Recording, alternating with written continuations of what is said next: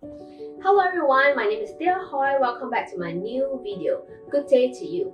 Today I'll be addressing a very commonly asked question by my client. The question is, will developer cut price in today's market?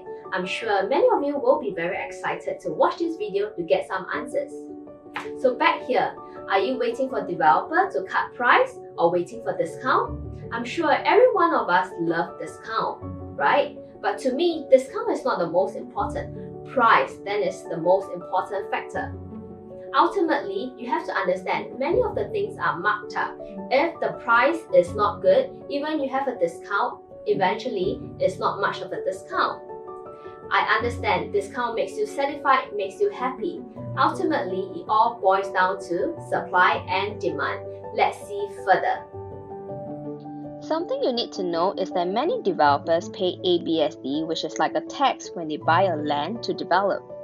However, developers get most, if not all, of their ABSD remitted provided they meet certain criteria. One of those criteria is that the developers need to sell their development within 5 years. If they don't succeed, they will have to pay the ABSD with interest charge.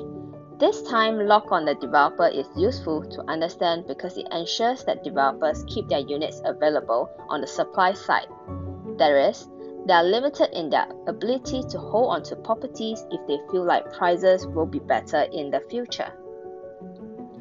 Knowing about ABSD remission helps us understand the supply situation in the next few years. This year, there will be 43 units affected by ABSD remission. Next year, 342 total. Following year, 5,275 units. From the chart, you can spot the highest number of units will be on which year? 2023. Some people will look at this and point to 2023 as a potential buying opportunity because developers have over 5,000 units to sell, and therefore the potential for discounts is high. However, we must remember that every year people buy property. So by the time you reach 2023, the actual number of units that developer urgently need to sell should be far less than 5,000. Now, we need to look at the overall supply picture based on the latest unsold units number. Today, the total number of units unsold is 32,000, including past en-bloc units. Based on 32,000 units, assuming that the developer have an average of 4 years left to clear their inventory, every year developers need to sell 8,000 units to clear the upcoming supply. So now, you will ask me, what about government land sale? Based on government land sale, there is a confirmed additional supply of 1,775 units. If you add this to the 32,000 unsold units, total unsold units is about 34,000 or 8,500 units per year, assuming a 4-year period. Can the market clear these numbers? Looking at the numbers of units sold in previous year, it seems like the market will be able to buy the 8,500 units per year to meet the supply. However, sales have been slowed down during this pandemic crisis period. What this means is that once we are on the other side of the pandemic, next year, the market will run very fast to make up for the slow sale during the current period. Demand will pick up, which has an outwards impact on prices. The developer can see this impact. They know when the market is going up or down. They know that right now they can't increase price, but in the future, when pent-up demand hits the market, the extra demand will be an opportunity to recover from the current period. What this means is that there is a buying opportunity now. But what about in the short term? Will developer drop prices in response to the current economic environment? To see if developers will drop their prices soon, we need to understand what the developers are currently pricing at. And to do that, we need to understand their estimated profit margin. In 2019, Wincai bought this piece of land, meaning they will need to sell it by 2024. The land cost was 1,458 per square foot, and with typical construction costs, the break-even point can be estimated at 2,198 per square foot. Adding a 10% profit margin gives only 2,417 per square foot. In case you are wondering, there is a formula to work out the typical break-even point. If you are interested in finding out the break-even price of other projects, contact me to discuss. But back to Win Tai, we know their approximate break-even point is 2,198 per square foot. So, what has it been selling for? Look at the price transacted at the launch of the M, and we see that the typical selling price is around 2,200 per square foot, which is pretty much our estimated break-even price. Even those buyers who bought at 2,300 per square foot are still buying below the 10% profit margin point. Why is the price low?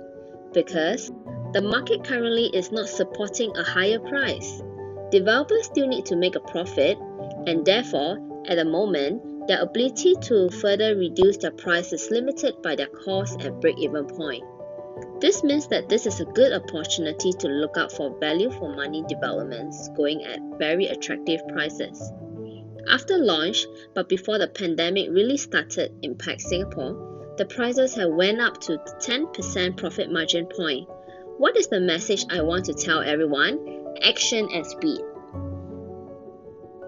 Another example I want to share with you. This is the West Coast government land sales. There are 3 plots of land that are very close to one another. The first one is Park Riviera. The developer bought the land at 551 per square foot. Subsequently, the Twinview land cost 592 per square foot.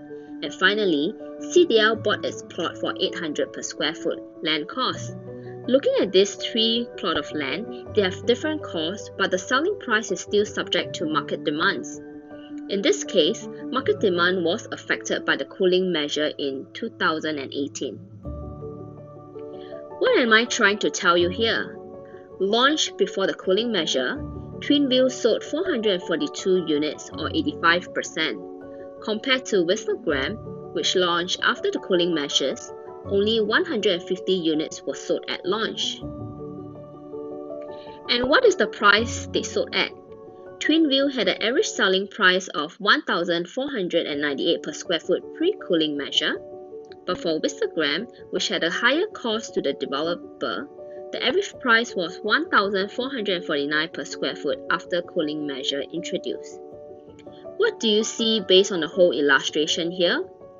When the market is during the downturn, developers turn to more aggressive pricing, creating an opportunity to buy.